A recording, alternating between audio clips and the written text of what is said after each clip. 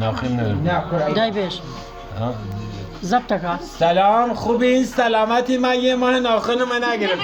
نه نشانی بیا دیگه برم ببینم یه ماه ناخن من نگرفتم. نزوفه. الان و زور به زور خانواده مجبور میکنه ناخن با ما بگیرم.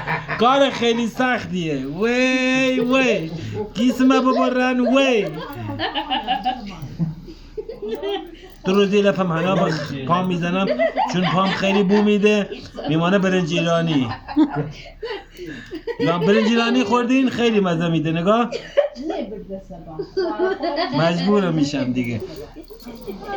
به جون مموجن هم دروغ نمیگم. مموجن او قد کوتاه میگم.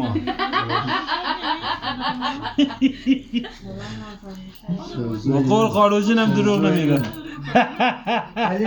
علی جان نه بزرگترین سخت‌ترین کار دنیا ناخن گرفتن پای راست و چپه. خیلی کار مشکل حساب خراب کن و خیلی وقت از آدم میبره. ما حاضرم صبح تا شب کارگری بکنم ولی ناخن پامو نگیرم. به جون تو مردی و زمان علی جان بگوی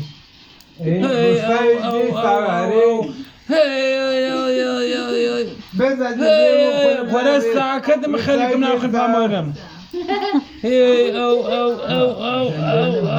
احمر نامصر خیلی عمو دست میخواد. فردوس رو زحت نقدر روانسه علی درسته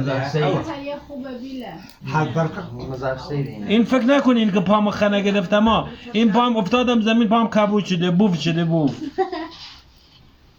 خوش است من ناخنامو گرفتم باید برم شیرینی بدم. با تشکر از همه شما خدا ناخن گرفتن دیگه خدا